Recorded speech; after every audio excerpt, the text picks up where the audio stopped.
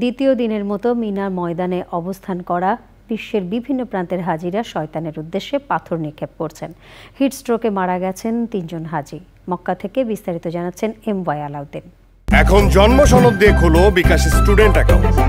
নিজের বিকাশ নিজে কর। দ্বিতীয় দিনেও পর্যায়ক্রমে 3টি শয়তানকে পাথর নিক্ষেপ করছেন হাজিরা।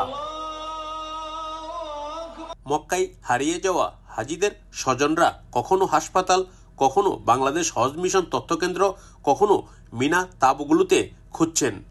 আরফাদান ময়দান থেকে গতকালকে আমার আব্বা 3টার দিকে, দুপুর 3টার দিকে নিখোঁজ হয়ে যায়। তো এখনো পর্যন্ত কোনো খোঁজ খবর পাই নাই। তো আজকে আমি দুপুরের দিকে এসে বাংলাদেশ হজ মিশন অফিসে ওনার নামে যে নিখোঁজ হয়ে গেছে এই ইনফরমেশনটা দিছি।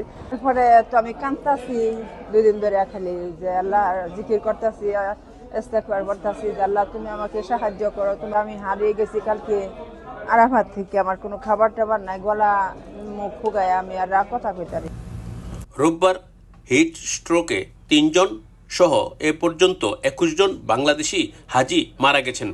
নিখোঁজ হাজিদের খুঁজে তৎপরতা চালাচ্ছে বাংলাদেশ হজ মিশন। ধারণা বাংলাদেশে আছে, আমাদের এখানে 3 জন মারা গেছে।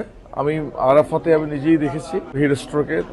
আপনাদেরকে মূল প্রবলেমটা হচ্ছে মানুষ হজ করতে আসে আফটার 70 ইয়ার্স। আপনার শরীরে যে সোয়েটিংটা হবে, আপনার তো বডি রেজিস্ট্যান্সই আপনার নাই। আমি আপনাদের মাধ্যমে সম্মানিত হাজিদেরকে অনুরোধ করব ভবিষ্যতে যে হজটা যৌবনে করেন। হারাইছে, আমরা খোঁজার চেষ্টা করতেছি এবং পেয়ে যাব।